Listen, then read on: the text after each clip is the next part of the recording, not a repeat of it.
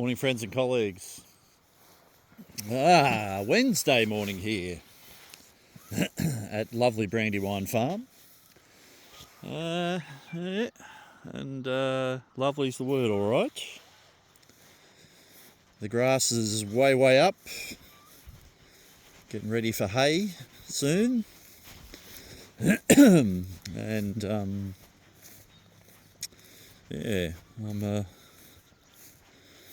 some knucklehead wandering around in a field and getting wet feet and wet legs from all the dew on the grass. But it's quite the experience. I can't see it, Mildred. It's too long for throwing a ball, but you know what? You got to come do it every day, don't you? You need the routine. It's very good. Good for the body, good for the soul.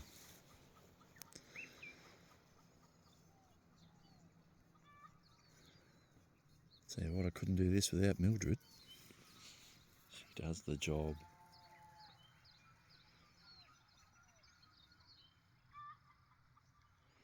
How good are dogs' noses? And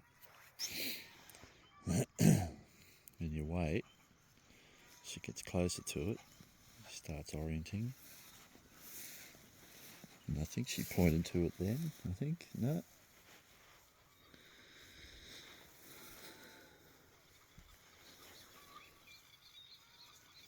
She's found it, there you go. Fantastic. Yeah, I'm reflecting. I'm doing more of the deep dive into old wisdom, and I had some old wisdom from way back in the day shared with me by my friend and colleague Graham Pinney overnight. Graham and I worked together at Australia Post way back in the day. I would say Graham was the grand old man of the team, really. Certainly knew a lot more than I did. One of those people that I learned a lot from way back then. And I'm still learning because he reminded me of something. We were talking about a couple of models, something from a couple of academics, Gary Rumler and Alan P. Braish, the Rumler-Braish model. I said yesterday that, I can still remember the explosion sound in my head when our boss at the time, Brendan Russell Cooper, shared that with me, and I went, oh my God. Amazing. When I first met those folks, I was, I would have called myself a subject matter expert in the world of safety.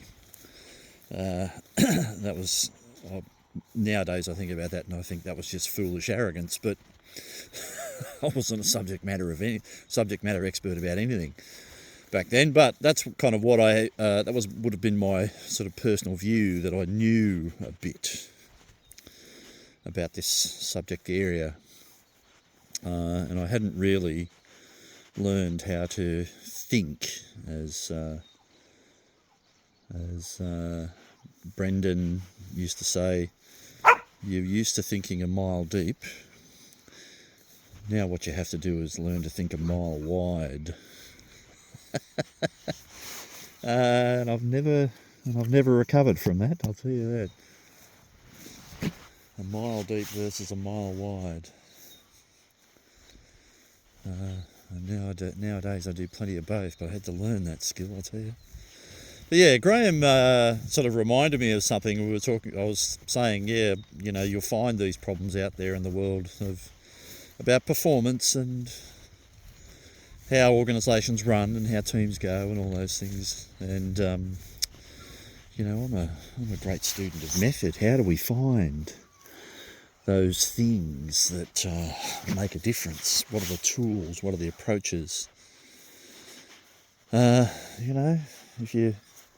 If you think about a field like this one here, Jerry's field, and you wanted to, I don't know, improve its drainage or improve the quality of grass or whatever it is, you'd apply some tools and some methods to that, and there'd be a finite number of things that you might want to do there, that you might put in place there to improve things. You might attach some things to the back of your tractor, but you could get that thing done. The difficulty is, getting access to the tools and finding the right wisdom to make the good decisions, as it always is, as it is everywhere. But, it's kind of reasonably straightforward. In organisational life, it's nothing like that. It's this nebulous, ill-defined, some people think what we should do is train people, and some people think what we should do is culture change. Some people think that what we should do is improve process, and that choice, all those choices that we make. Hey, Otis. You had the ball. There it is. Yeah. But yeah, Graham reminded me of something. And I was saying, well, what do we do? How do we fix? How do we improve performance? And he says, look, it's the 3 Ps: passion, patience, and persistence. Passion, which is kind of suggestive of purpose, which is, I think, related to ideas like engagement and satisfaction, the idea that we're in pursuit of a larger goal. So passion. Patience means we should be prepared to take our time. And I was reminded of a meeting I sat in recently where, not an unusual situation, but somebody who was was describing some real cultural challenges within their team. Not unusual. Lots of people have these sorts of things. They're out there in the world. That's the deal. Question is, how do you think about improving it? What do you do? And the really hard message to give someone right there and then in that moment is, this is going to take a while. So you need patience.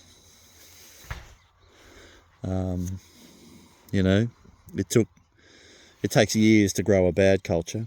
So, you have to adjust your expectations about whether or not you can grow a perfectly good culture as a result of a team building workshop on a Sunday. That stuff doesn't work.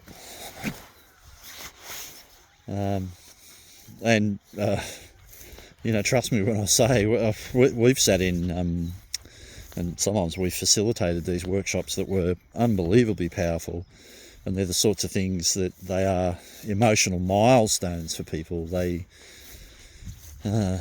talk about these things for years afterwards, and I've actually had conversations when I was doing the teams research. I've had conversations with people who said to me, I can still remember that course I did, that teams course I did 25 years ago, where we climbed a tree, we did fire walking, we, whatever it was. And I was not the same following that experience.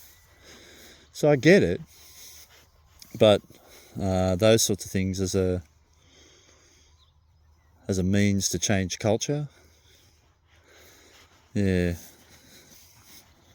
unlikely as an outcome, I would say. So you need patience. You need to be prepared to spend a big chunk of time doing it. And mainly it's stuff like this. It's routine. You got to do it all the time. You got to keep doing it. I remember seeing a guy way back in the day when I was at Australia Post. This fella who used to volunteer because he was trying to get his career going, in management. So he used to volunteer to take these management roles at centres where the cultures were really bad and lots of people didn't want to touch it. So this guy used to do it. And he was great at it, And it was really simple stuff, like he'd walk in, he'd clean the place up for a start. Quite often he'd give it a coat of paint, clean the windows, sort out the car park, He'd make the context, the working environment nicer. But he would do things like he'd walk in the door and he'd start conversations every morning, get there nice and early. G'day mate, how's it going? How's your weekend? What's the story? And it wasn't lightweight, just social bonds building. It was actually, he would engage in dialogue every day, and he started to build the conversation. He started to build trust. And eventually people started feeling like, you know what, I can tell this guy that this process we've got here is shit house and it doesn't work. But he had to work at it. He didn't just kind of magically appear as a nice guy and everybody trusted him. It wasn't something as shallow as charisma, He worked at it. Yeah, so he needed patience. And the final piece of wisdom that Graham offers with the 3 Ps is persistence, which is, you got to stick at it. You need, what's that? I can't remember who wrote the book. Grit. The notion that, we keep going in the face of failure. That's a tough ask too. That's a tough ask.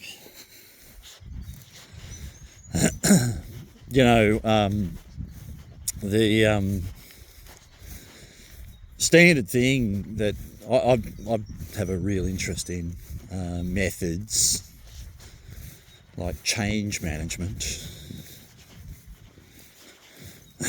My favourite one is the ProSci method. ADKAR, awareness, desire, knowledge, ability, reinforcement. Very nice, Nice method, easy to follow. The set of tools that come with that particular method are just fantastic. Top to bottom, lovely they are. Really good. Very practical. They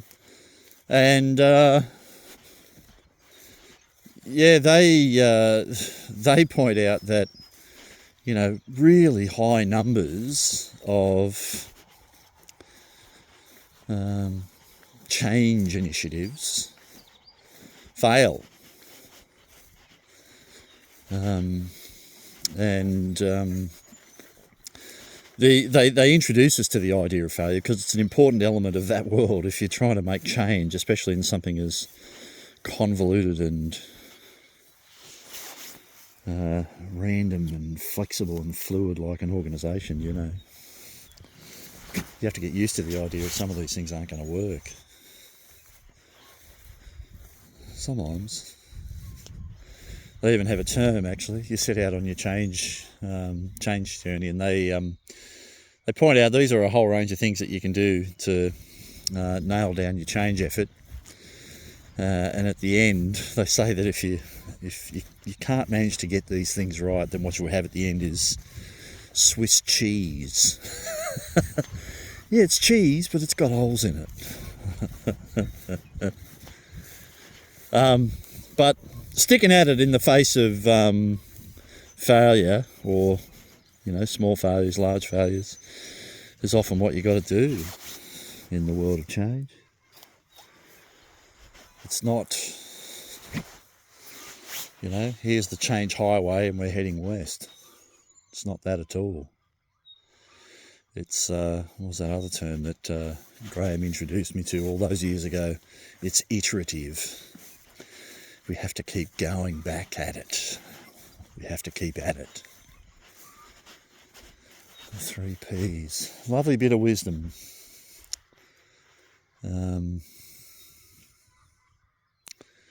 Easy to remember, easy to take on board, and a nice reminder. A nice reminder.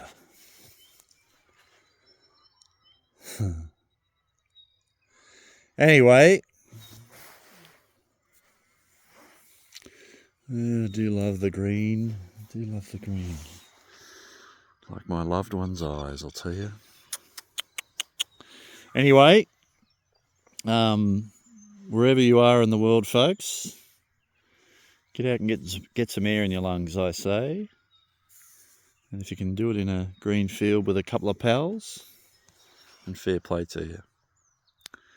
Enjoy your Wednesday, everyone. Lovely Brandywine Farm.